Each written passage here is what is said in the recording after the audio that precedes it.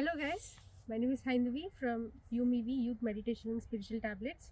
Today we have amazingly multi-talented person, Anirudh Vidyabhusan with us from Karnataka. Right now we are in UK. So to talk about him, he's a you know he's a very famous wildlife photographer, and he's also a professional cricketer, and not only that, he sings, he plays musical instruments. And let's talk with him, and he's going to share with his experiences with us today. Yeah, welcome, Anirudh. Hi, hi. Very nice to have you. Yeah, Thank you same for here. accepting our request. Yeah. My pleasure. So, how did you get this interest into wildlife photography, nature photography? I was deeply interested into wildlife since childhood. I used to go to lots of tiger reserves when I had holidays, Okay. and also I used to watch lots of documentaries at home, like Nat Geo, Discovery, Animal Planet. So that developed interest towards wildlife. Hmm. I was more into animals, frequent visits to jungles. Uh, what made me interest towards animals or nature. Okay. So your parents, helped you in this process? Yeah, they used to take me, Hmm. especially my father. He used to take me to the Hmm. jungles like Okay. Bandipur and Nagaravale. Hmm. So these are the very famous forests that we have in our state, Karnataka. Okay. So whenever we had holidays or whenever we had free time, he used to take there. Hmm. So that way, I developed interest towards nature and wildlife. Okay. But you have done your engineering, right? Yeah. And you are now 24. 24. 24. And how come you are a professional wildlife photographer now after doing engineering? When did it actually start? When did you start? This happened when I was doing my engineering. Mhm. When I was in third year, Okay. almost when I was entering fourth year of my engineering journey. This happened when COVID struck. Hmm. So COVID was one thing where all of them, all the people, we didn't know what to do. Suddenly, a very tough situation for all of us. Hmm. Our everyday activities was at station, and I used to be very active in cricket. I used to play lots of professional cricket, and I was very active. Active in the sense that when I leave my home at 7 o'clock, 7:30, I used to come back at 7, because when I finish my college, I used to directly go practice, and again I used to come back. So I was very active. Hmm. So immediately when this COVID struck, I didn't know what to do, because there were no league games, there was no practice. It's all lockdown happened, and but uh, this triggered me when I was practicing one fine day, and in our ground, cricket ground, I used to see a couple of birds Hmm. always on the ground, waiting to feed on insects. Hmm. Uh, so those birds are like the black kite and also the jungle myna. I mean the common myna. Mhm. So they used to be there all the time. Hmm. So we used to see them, Hmm. and I also had my camera at Hmm. home. Hmm. It's a basic entry level camera that my dad had got from US. Hmm. So I had just used just to take normal nature and or portraits, that Hmm. kind of stuff. Hmm. But I just experimented. We didn't have practice frequently, so here and there. I had my camera, I used to get it, I used to try. Uh, I loved it. When I used to see the image on my camera, I used to like it. Hmm. Uh, that's the beauty of wildlife, I would say. Not nature, I would say wildlife, because you're getting that beautiful blur bokeh background. Hmm. Your subject is in focus, clear Hmm. cut focus. So you're getting that wow factor, and you're liking it. So basically, this happens for every wildlife photographer when he Hmm. starts his journey. Um, so that way, this happened, and I used to love it. So it Yeah. all started off with normal. But that means COVID has helped you this way. Yes, Wow. exactly. See, this is amazing. Nothing happens for a reason, right? Yeah. The Wow. COVID actually turned me overall. Hmm. Uh, I would say it's a blessing in disguise. Hmm. Um, That means within just 2.5 years, he has developed his skill like anything, and yeah, his photos are featured in National Geographic Channel and the Sony, BBC, and many channels. Can you tell them for our sure. audience, please? I would say I initially started posting it on Instagram. I used to do normal basic edits, and I used to post on Instagram, and people used to like it initially. So that motivated me to take good images and motivated me to post frequently. Uh, so as I was posting regularly, I used to think and post. I used to not post every day. I used to think, and I used to take a lot of time in editing my image and getting the image into a good shape. Like it should be of a very high quality image. So that way, few of the other channels were noticing it, like the National Geographic and the Sony, BBC Earth, Nikon, and the Department of Karnataka Tourism, and the Forest Department, Karnataka Forest Department, and few other Yeah, international. you can see all those pictures which are featured in our screen now. Yeah.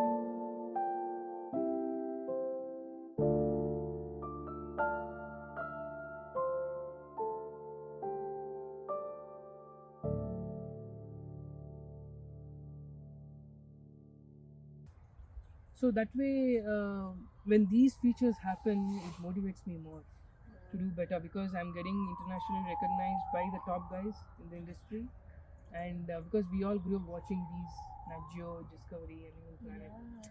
So That's very getting motivating. getting appreciation from them is like it's a very big thing.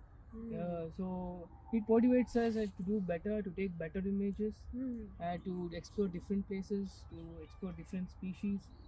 So features here and there will has motivated me to do better.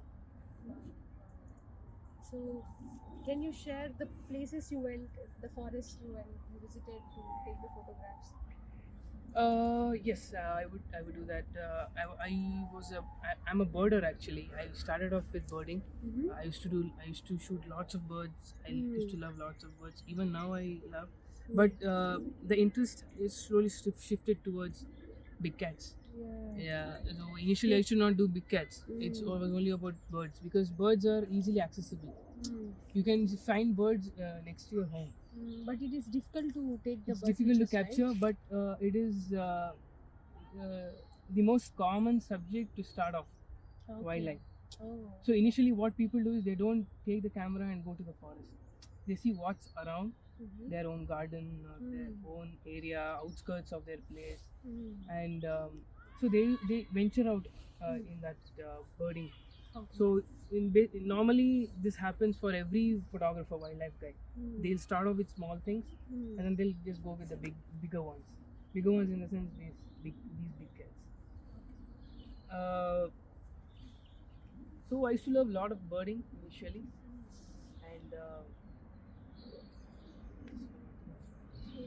So, um, like, why do you like wildlife? What is there in it for you? Why do you want to see a wild animal and take a picture of it? And why do you want to show it to the world? yeah. See, I take my camera with me because it's just not only to show uh, what the beauty of nature and wildlife. So I want to make a change in people's life of how you can see things in a different way. Interesting. Initially, what I was doing, I used to take normal pictures, basic ones. Then I started thinking in a better way, in a creative way, how you can show an image in a very creative way. And I want people to just stare at the image for quite a long time and think about it and their thought process of the image, of what they are seeing. So I used to do a lot of creative compositions. So people used to like that. So something out of the box, thinking out of the box. Okay. So So where I did you wanted to, it, because we in this earth, right? We have so much of wildlife in nature, so much, and we have destroyed so much. And in Karnataka, where I live, there is home for elephants and tigers. They roam freely. Nowhere in the world you can see that. You can see elephants in Africa, but you don't see tigers. So it has highest number of tiger population and highest number of elephant population in the world. So Karnataka, the state. So when you have that, then it's your duty to show it to the audience around the world. They have to be in awe. They have to get inspired. There are tons of things to learn, and so I just wanted to. It's just a tool. Photography is just a tool to show it to the audience that it can inspire anyone. If they see any image of a tiger or a lion or a leopard or a bird or an elephant, they'll be in awe and they'll start to visit forests. They'll develop love towards nature and wildlife, and it's like a chain reaction. And they'll take their friends or relatives or anyone to the forest. So that this ecotourism still remains. So I'm saying this chain reaction because if we photographers motivate other guys to get into this wildlife, they'll start to visit forests. If there is demand to forest, the tourism develops. If there is ecotourism happening, so there'll be constant patrolling in the forest every day. So if there is patrolling every day, then there are less chances of poachers getting into the forest and destroying the animal habitat. So it's a very long chain, and that long chain should be added with small effort from all for the environment or the forest to survive. such an inspiring purpose you got? Wow. So I was in awe when I saw your pictures, especially the lion, which is a very rare picture that we cannot see anywhere. So can you explain like what happened there? Can you share your experience there? Yeah, sure. What is that forest name? It's Masai Mara National Reserve. It's in Kenya. Okay. It's called the Heaven of Wildlife. Oh. You can see lots of different kinds of species. Because I grew up watching Lion King. I was a big fan of Lion King, and the main purpose of this Masai Mara visit was to see lions for me. Because I always dreamt of seeing lion on the rocks, and because Lion King you see all of them, all of that, yeah. So I had this dream of seeing lions first. So there's no better place in the world than seeing a lion at Masai Mara National Reserve. So I went to Masai Mara just to see lions, and I had a dream of seeing a lion on rocks. So one fine day, it was on the 4th day of our expedition, and one fine day,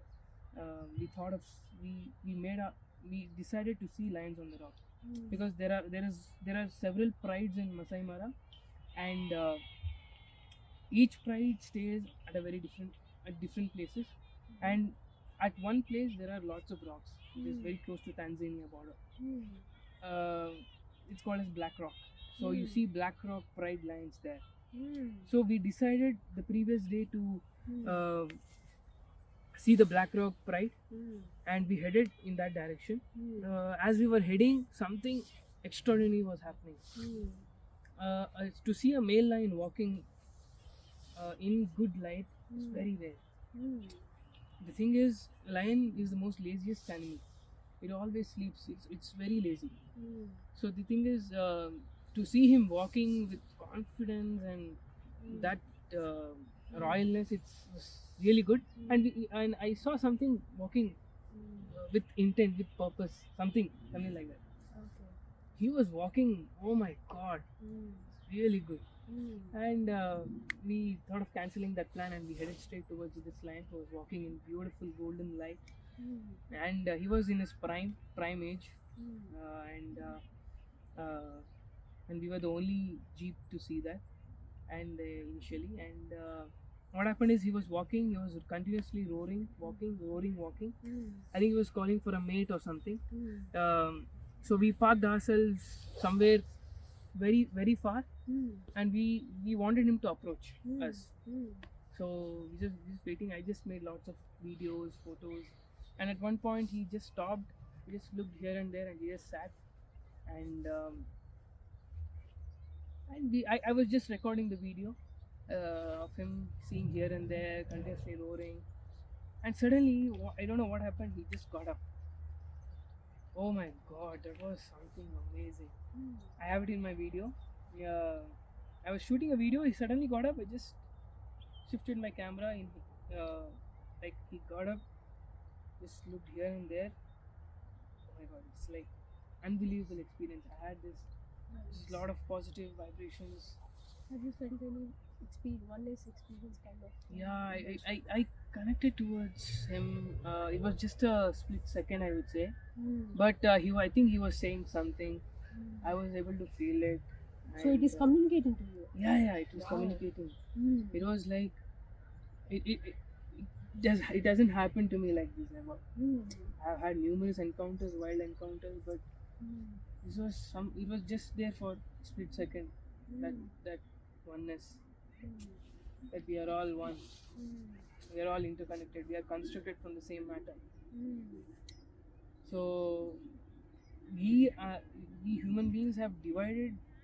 We have become so greedy that we found out tools to farm the lands, and we have left we have left so beautiful, precious things there, and we are destroying the habitat to the core. So that experience was really good. It was mind blowing, and I was like, I didn't speak about for about 3 hours after that. I was like, I was somewhere. I was not on Earth. So that is a very divine experience, and till date, no one has got that kind of an image.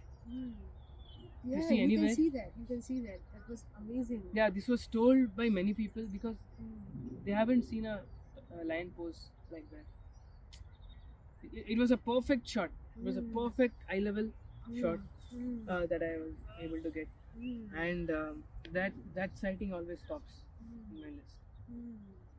So if someone wants to pursue this career, wildlife photography, what are the career options for them? Wildlife photography is a genre of photography where it's very tough. It's on the outer side. It's very good. Looks really good, and looks fancy, and you have long cameras. You have long lenses. You're going on a safari, and you're experiencing incredible moments in the wild. So on the other half, it's very difficult. Why it is difficult? There are several reasons. Because this field, too many people are doing. Too many people are getting into wildlife photography. It is to make a living out of it is very very hard, but it's not impossible. It's very much possible, and it all depends on how you take it forward. And the first step, I would say, is for anyone who wants to excel in this field, you have to be good with your work. Work should stand out. So that's the first thing. After that, you can figure out yourselves. Like what all things I have to do to get to the highest level of in this field. So first thing is make better images, and get the best out of whatever you're shooting or you're getting. Make whatever images you can and present it in a way that it should stand out from the audience. Because nowadays we are seeing thousands of images on Instagram, Facebook, which are getting unnoticed. Why are they getting unnoticed? Because there's no wow factor. So people, they should stop. They have to look at your work. They have to like or comment. That's the secondary part. But they have to stop. People are continuously scrolling at some moment they have to stop. That What should be makes ours. that should be ours. Mm. What makes people stop? Mm. Some wow factor. Mm. See, people have shot tiger, lion images. Yeah, there's so many. Thousands of So many photographers have good, already yeah. shot. Yeah. But what makes your image and their image stand out? Mm. It's how you present your image to the audience. Mm. So, the best way to present is through your grading or editing. Mm. The colors, bringing out the rich colors, Mm. very different from the other people. Creating your own niche in your field. Because when people are scrolling, they should be able to recognize immediately that this is his image, this is her image. Mm. If you're able to do that, you've created your own style. Mm. The second part is already done. Mm. So when you create your work, your own style, when you're standing out from the audience, then you have to think higher. Then it becomes very, you'll know what you're doing. Mm. Then you start to think, and you can, through experience, you can conduct your own photo tours. Mm. You can take private, you can host private tours. Who are very much interested in wildlife, they can join you on the safari. They can learn from you and about photography, about wildlife, anything. So you'll be able to teach that. So you can make money through wildlife tours also. To conduct wildlife tours, you need to do a lot of other things. You need to be, you should have gone a lot many times. You should know all the guides. You should know all the drivers in every forest, and you should know where to stay, which guide, which jeep. Am I getting a jeep? Am I getting a forest permit? So 3-4 years of experience of you going to different parts of forest and experiencing it makes it very easy. The second part is you can do freelancing. You can edit images to other photographers. So that's what I'm doing currently. I edit images. I've edited more than 1,000 images now. So in COVID, not COVID, in third lockdown or something, I started this. I just wanted to. How long can you ask your parents for money Support to go? you. Yeah. At one point, you will feel it's not good to ask because this wildlife is So expensive. very expensive. The travel is expensive. The stay there is expensive. The guide charges are expensive. So it builds up. So when it's building up, it's a very costly thing. So then you have to figure out yourself how you can make money with this. Talk to people, let your work stand out. People will approach you. So that way you can do freelancing. The third thing is you can sell your image to prints also. You can do that. That is also possible. And you can teach wildlife or photography. One-on-one sessions you can hold, or a group session will also work. So these are some of the ways you can earn through wildlife nature. So you learned all this editing and all those stuff, right? Yeah, I'm a self-taught guy. This photography and editing is all self-taught. I used to take my camera just like this and just venture out to different places and experiment. That's all. Where there is a bit, there is a way. Yeah. Wow. You learn a lot. Not even a photography course will teach you all this. That hands-on experience should be there for you to figure out, because wildlife is something where you will have just 3 seconds to react. 2 or 3 seconds, that's all. You have to be with so much of awareness, right? Yeah. Yeah. So you have only 2-3 seconds to make a photo, whether it's a bird flying or a tiger running across the track. You will have just 2-3 seconds to react, and you have to be very good with your camera. How you can be very good with your camera?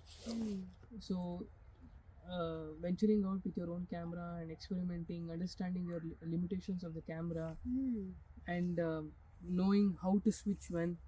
There are lots of buttons in the camera where it becomes really easy for you to make images at the right time. For that, you need to be able to know your camera first. I've seen people buying camera and they don't know anything about the camera, they'll go into the forest, they'll miss out on all shots. You're having 10 lakh worth equipment and you're not able to shoot an image because you don't know about the camera. So the thing is, whatever it is, whichever camera it is, you should know the limitations of the camera. See, this camera can shoot at 6:30 in the evening. It works well on the low light. So I know this. So for many entry-level camera, they can't shoot beyond 5:30, 5:30 or 5:50 because light is getting low and you're getting a slow shutter speed, and so knowing that, and you'll eventually know that I'll not be able to get an image after 6 o'clock. So there's no need to get frustrated. You know your camera can't do it, then relax. So you achieved so much within 2.5 years. That means you stand out from most of the wildlife photographers. What makes you, like, if you go to a place, how to make most out of it? Like what other photographers do and you do. What did you find the best part in you? I'll tell them. I shoot everything in forest. What people do is they go only in search of a tiger. So they'll miss out deers, they'll miss out gores, they'll miss out monkeys, langurs. Some incredible moments will be happening there. Some incredible light will be there. But still they'll miss out, they'll go in search of a tiger, they'll not find a tiger, they would have missed all. Thing is, whatever you see, don't hesitate to take a shot.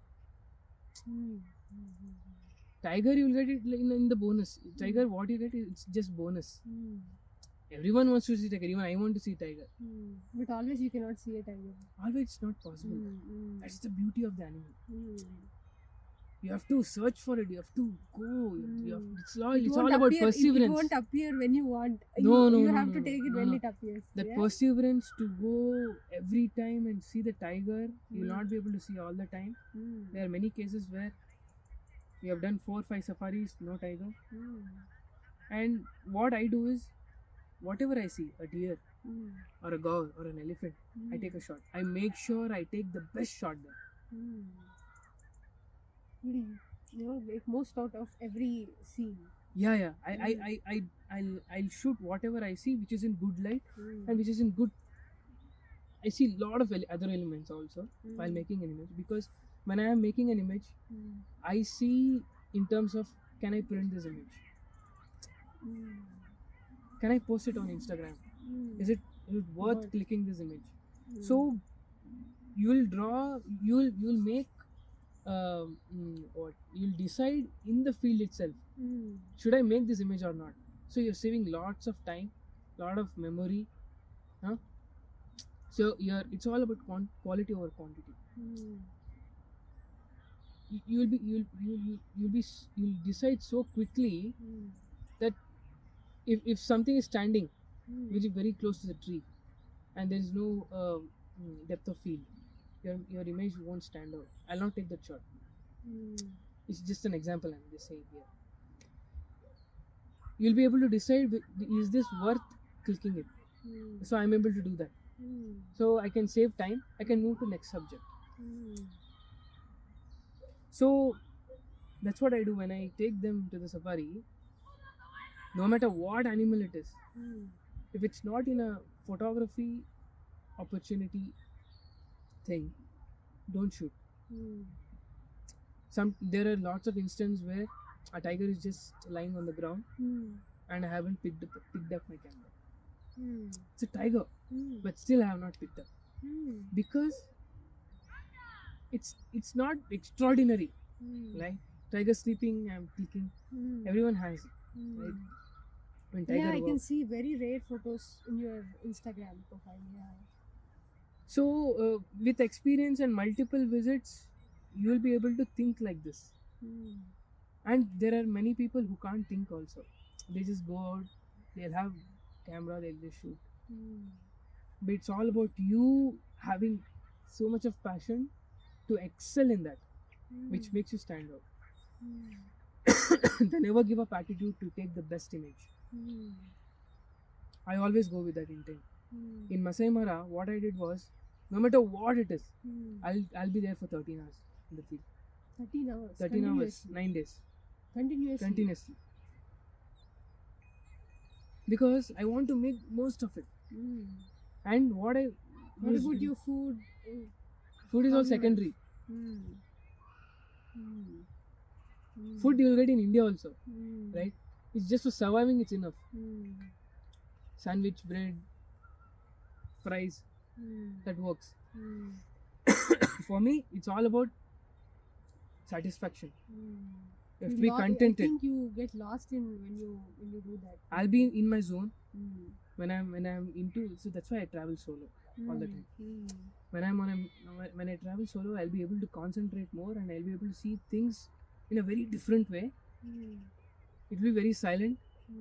I know what I'm doing. So in the Mara trip, it was very crazy experience. Very tough one. Very most challenging one, because I had 2 gears, one big lens and one small lens like this. I had 2 camera bodies, and I not only made images, I wanted to make videos also. It's very hard to switch photos and videos for a single man to do, because something extraordinary will be happening. You want to take a photo, but you also want to take a video. It's not possible. So you should be able to decide when to take that. So what I do is, when subject is walking or subject is very far, I just happen to take a video. Take all the video, then be ready with the camera for the photos. So that way I make sure take videos also on my tour, on my trip. I don't even miss anything. So what are the places that you travel? What are the countries you travel to? Country only Kenya. Other than that, lots of photography has happened in India, in southern part of India. So I had a great time actually. Like Nagarole, Bandipur, so Bhadra Tiger Reserve. There are a lot of tiger reserves in Karnataka. Mind blowing. My God. The kind of places that we have, right? How you are enjoying. Oh my God. I just love it. Yeah. It's like, I'm in heaven. Especially the forest that we have in India, right? Especially South India. Incredible. Nothing matches it. Nothing can match it. The positive vibes, the pristine forest, divine light, and tiger. The thing is, people have to experience this. We cannot tell them. I can tell my thing because I have experienced it. People, they have just seen it on television or just somewhere on Instagram or Facebook. They have to experience it. Yeah, even when I seen in this National Geography channel, oh my God, how is it? Like, it is so beautifully looking just in TV, but I could understand how you can watch it directly and how you are feeling. Yeah, the thing is, most of them in India is like the hub of wildlife. See, Africa and India are hub of wildlife. Because people from here and from all part of the world, they visit Africa and India for wildlife. They want to see tiger. Tiger India. Elephant India. Elephant Africa. So only these two are in their mind.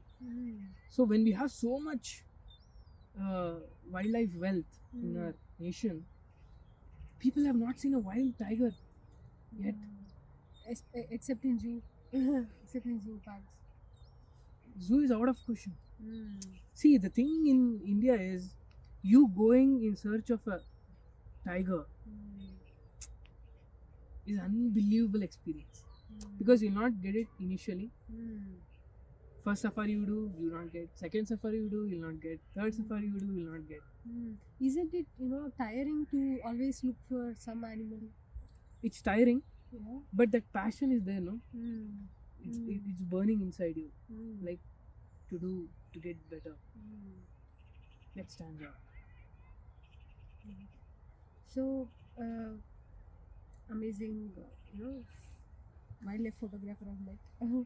So, apart from this photography, you told you were into cricket, music, and how come you're, kind of multi-talented? What motivates you to learn all these things?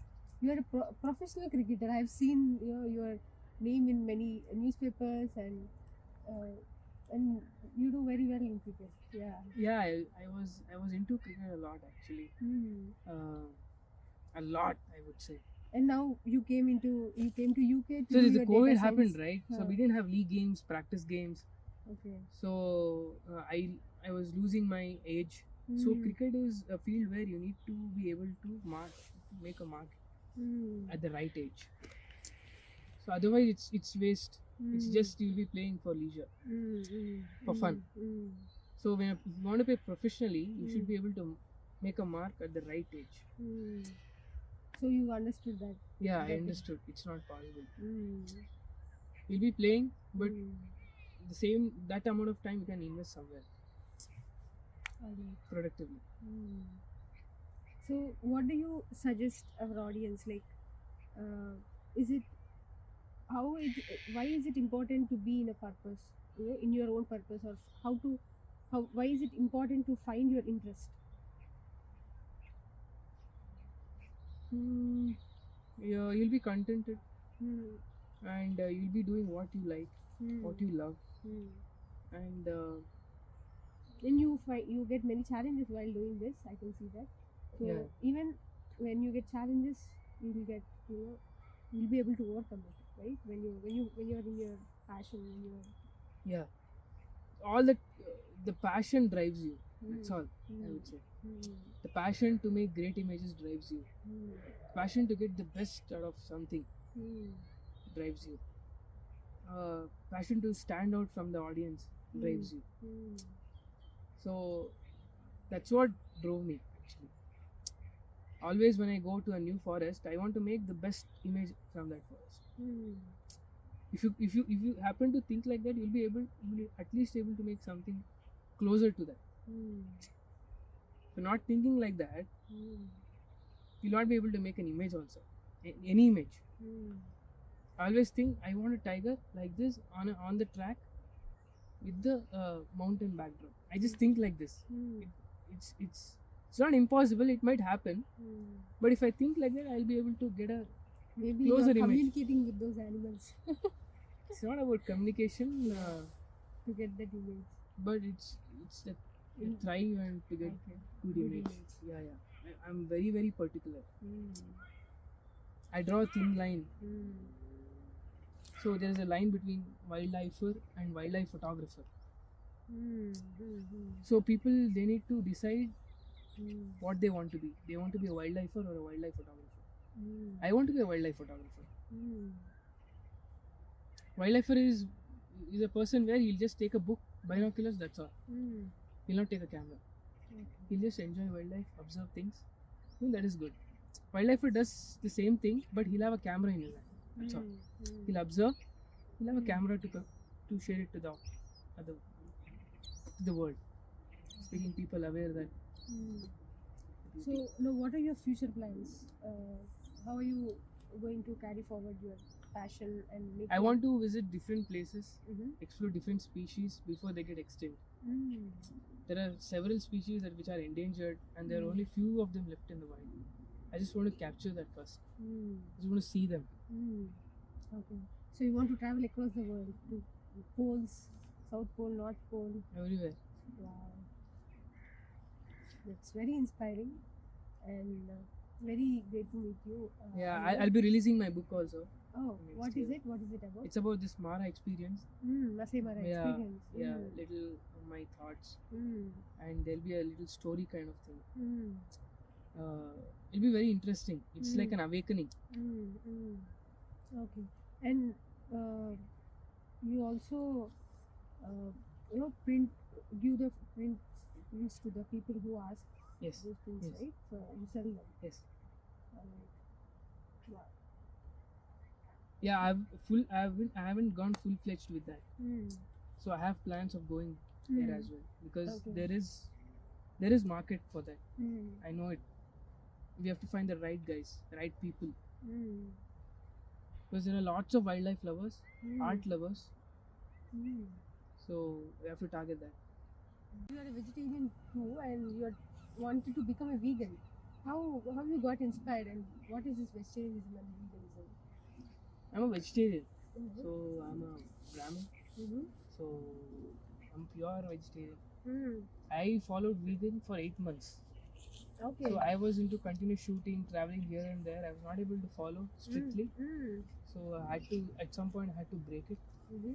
So now, Mm. because of Arputa, Mm. so I'm trying to become a Our vegan now. videographer for today. So- Thank you. So he has inspired Mm. to again take up this veganism. Mm. So So how did you get this thought that you want to become vegan? What made you to think of that? I watched few documentaries back then Mm. on YouTube. I can't remember. Mm-hmm. So that inspired me. Okay. So what in it? Like, what is the core idea? The torture that animal goes through, Mm. and it's only for our benefit. Even we can drink milk, right? What is there in milk? What tortures there? A lot of things happens. Okay. So in the behind the process, doors, yeah. okay, we don't know that. Yeah, they're forcefully cows are Mm. inseminated, Mm. made pregnant, Mm. so that they can produce milk. So that's not the right way. Mm. So slowly I'll become vegan for sure. Wow.